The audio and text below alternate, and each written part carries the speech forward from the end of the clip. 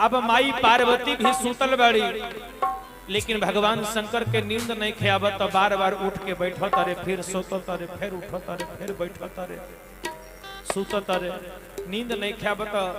त आधी रात के यानी माई पार्वती उनका से यानी पूछत रे कि हे भोलेनाथ आखिर भइल का, रउआ न सुतत तानी न हमरा के सोते देतानी, आखिर भइल का।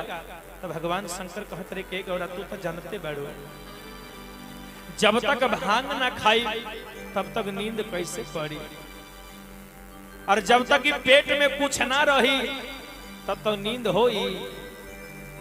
बजरंगी भैया, चंदू भैया, भगवान शंकर मैया पार्वती से कहत रे और भंगिया खहिले बिना गौरा नींदियो नहीं आब है,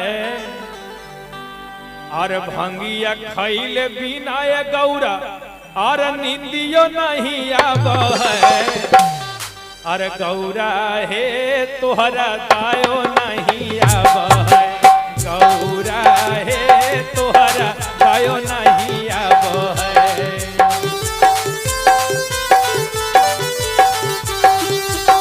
गौरा हे तोहरा दायो नहीं आब है।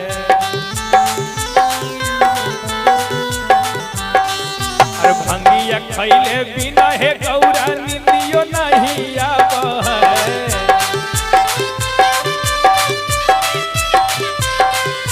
भंगिया खैले बिना हे गौरा नींदियो नहीं आब है, गौरा हे तोहरा दायो नहीं आब है, गौरा हे तोहरा दायो नहीं आब है।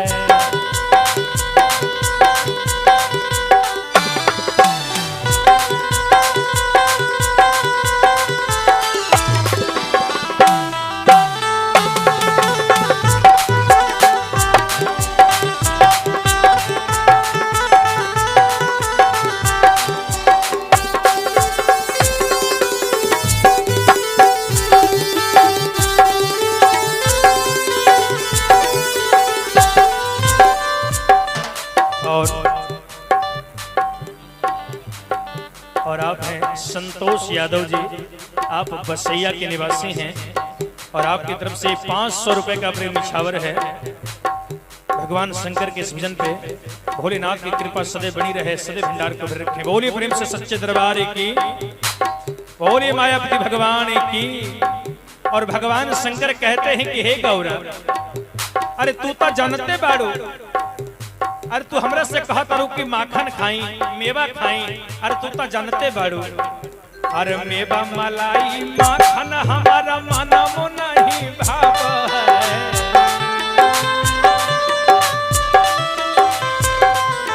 मेवा मलाई माखन मिसरी मनमो नहीं भाव है, गौरा हे तोहरा दायो नहीं आब है, गौरा हे तोहरा दायो नहीं आब है।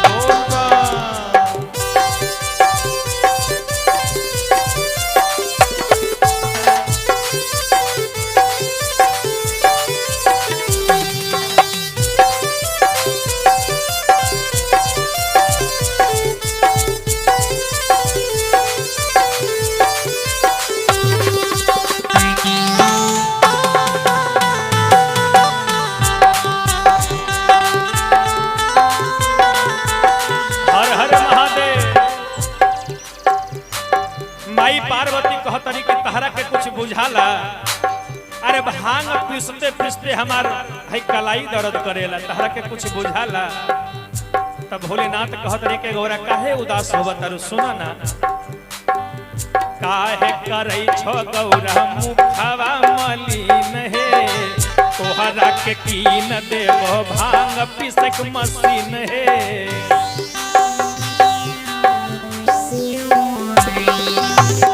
काहे करई छो गौरा मुखवा मलिन हे, तोहरा के कीन देब भांग पीसई के मशीन हे। ए गौरा तनी हमर बात के सुन, देखा यदि ना मानबू तो तोहरा के है नया जमाना है, एगो तहरा के मोबाइलो हम किन के दे दे, लेकिन हमार बात के माना। और चिलम धराई दा हाथे से अपना, यदि भांग पीसे में हाथ दर्द करता, कलाई दर्द करता, तो हमार हाथ के हमार बात के सुना। और चिलम धराई दा हाथे से अपना काहे तारा पाव, गौरा है तोहरा दायो नहीं आवो, गौरा है तोहरा दायो नहीं आवो, गौरा है तोहरा दायो नहीं आवो। हर हर महादेव।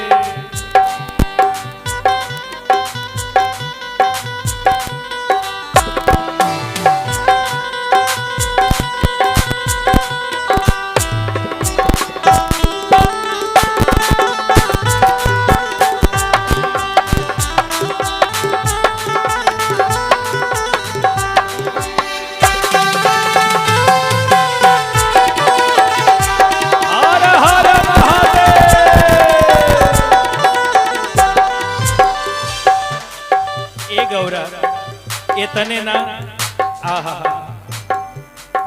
भगवान शंकर माई पार्वती के मनावत अरे आ कहत अरे हे गौरा, तू ही तहा खो जन्म जन्म के संगतिया,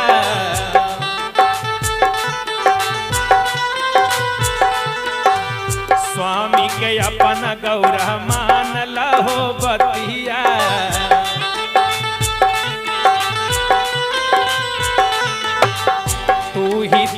खो गौरा जन्मों के संगतिया, अपना स्वामी के गौरा मान लहो बतिया।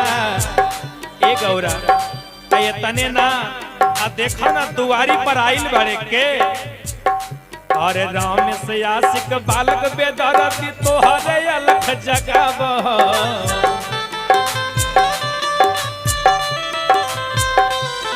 राम से आशिक बालक बेदरती तोहरे अलख जगावो, गौरा है तोहरा दायो नहीं आवो, गौरा है तोहरा दायो नहीं आवो, गौरा है तोहरा दायो नहीं आवो, भांगी है तोहरा दायो नहीं आवो, गौरा है तोहरा दायो नहीं।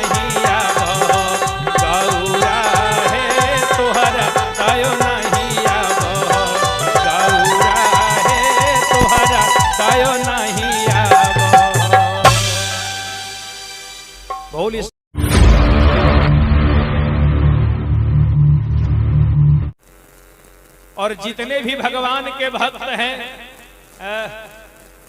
सावन का महीना में जे 11 महीना तक नुकाय छिपाए के पिए छे, ओ सावन का महीना में कहे छे कि यार की करबई बाबा के प्रसाद के तनी ले ले छी, है ना।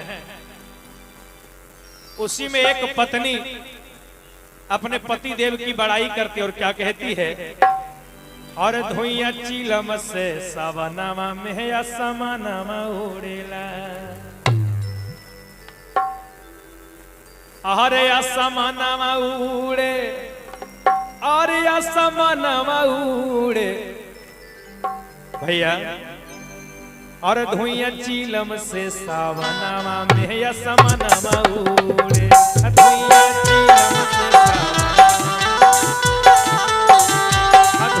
चिलम से सावनमा में असमानमा उड़े,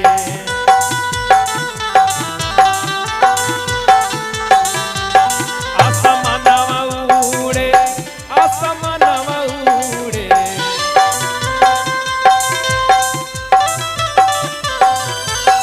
असमानमा उड़े, असमानमा उड़े, अनसमा लागे जब साजनवा के अंगनमा तूरे, अनसमा लागे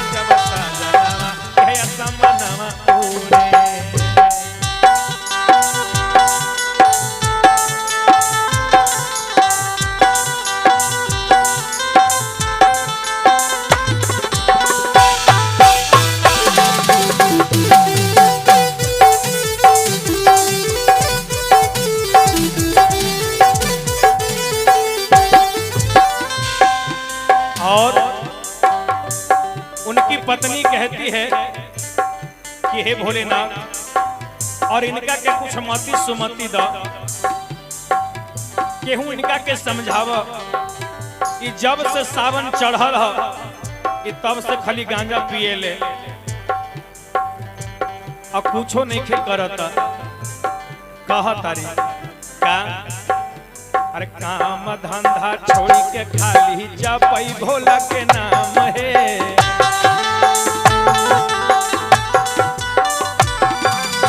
काम धंधा छोड़ी के खाली जपई भोला के नाम है।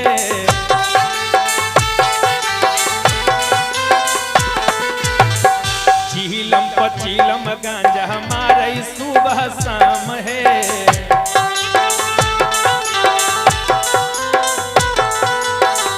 चीलम पचीलम गांजा हमारे सुबह शाम है।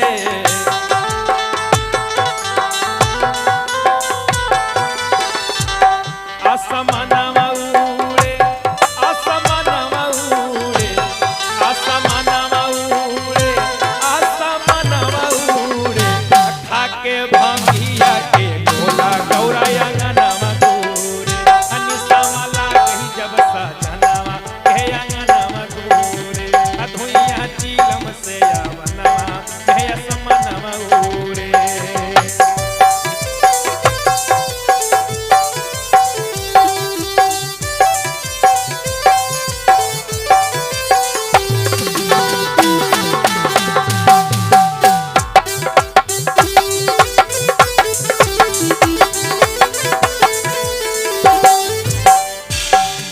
और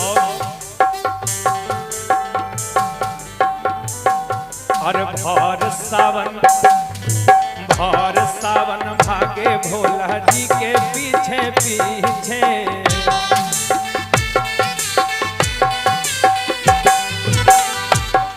जब से सावन के महीना चढ़ल है इनका के कुछ सुहात नहीं थे। और भर सावन भोला जी के पीछे भागे भागे।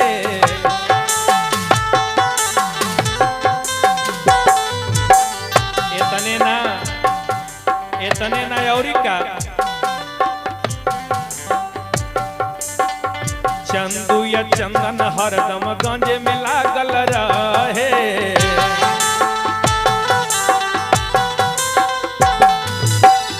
चंदू या चंदन हरदम गंजे में लागल रहे।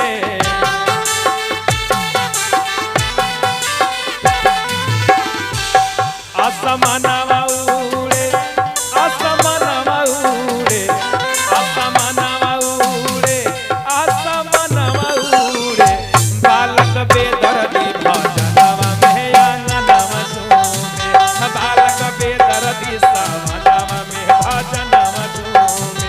जब से चढ़ल बा सावनवा रोज भजन में झूमे। बालक बेदर्दी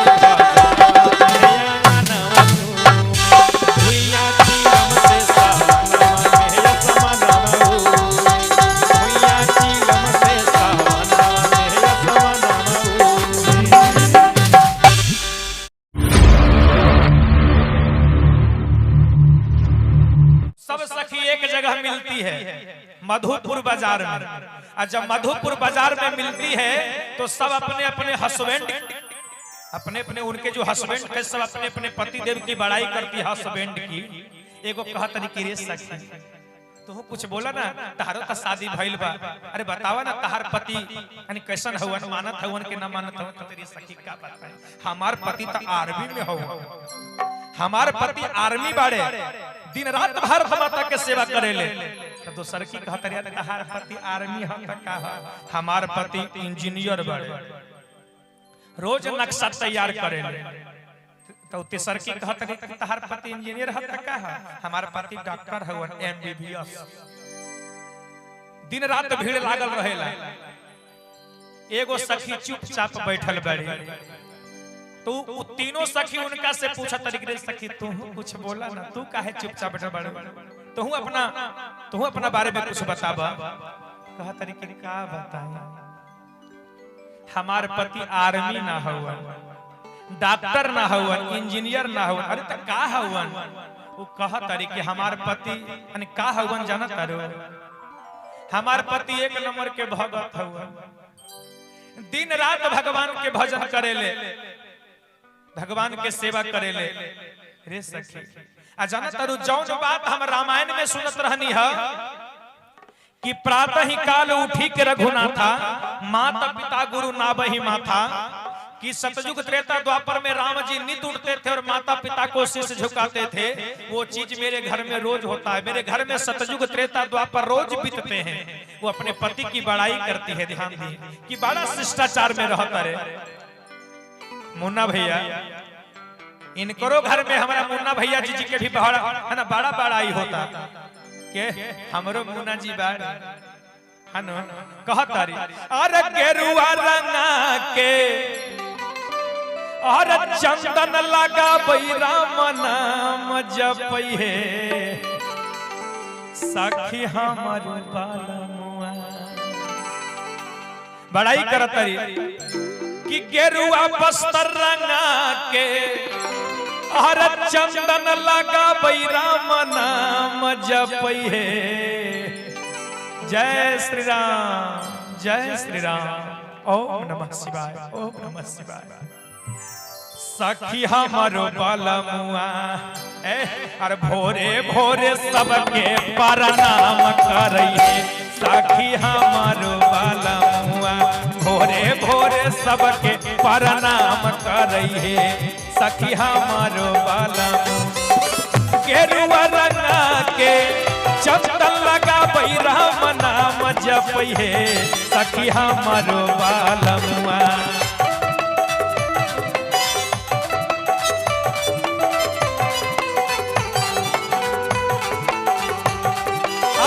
गेरुआ रंगा के चंदन लगा राम नाम जपई है। सखी हमारो बालमुआ प्रणाम करई है। सखी हमारो बालमुआ भोरे भोरे सबके प्रणाम करई है। सखी हमारो बालमुआ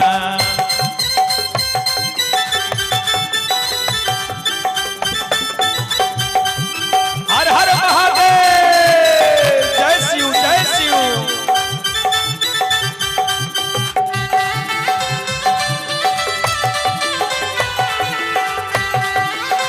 जय हो।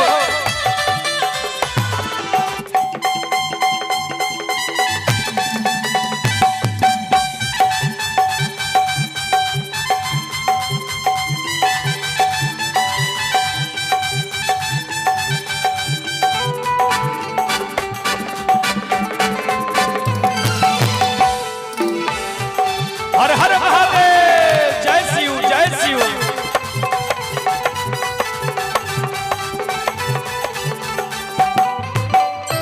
माई पार्वती कहतरी के रे सखी कतना बड़ाई करे। सखी है कतना ले कहरी अपन पियावा के बखान, उनकर सावरे सूरतिया बड़ लागेला महान।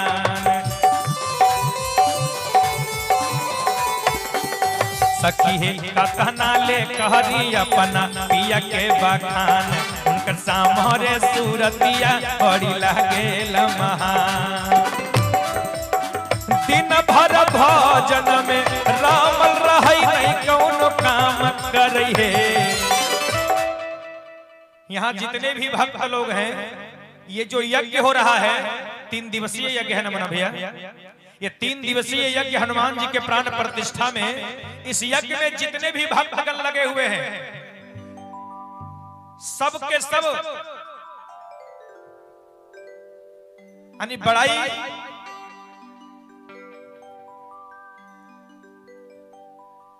करने योग्य हैं और बड़ाई के ही पात्र हैं। उनके घर में भी उनकी बड़ाई होती होगी कि हमारे पति जिस दिन से इस यज्ञ को ठाने हैं उस दिन से एक दिन भी शांति से बैठे नहीं है। उनकी भी बड़ाई होती होगी। अरे दिन भर भजन में, अरे दिन भर हनुमान जी के प्राण प्रतिष्ठा में रामल रही घर के काम करई है। सब अपने अपने पतिदेव की बड़ाई करती होगी है ना, अरे नहीं काम कर है सखी हमारो बालमुआ। जब से मेरे गांव में हनुमान जी का प्राण प्रतिष्ठा वाला नींव धराया है, उसी दिन से सब में इतना सुधार आ गया है कि मत पूछिए, है ना। और भोरे भोरे सबके पारा नाम कर रही है सखी हमारो बालमुआ।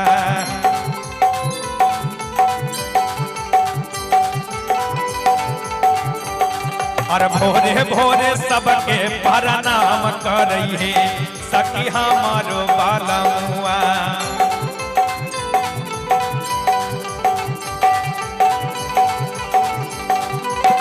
गेरुआ लगा के चंदन लगाबै क्या काम कर रही है सखी हमारो बालमुआ।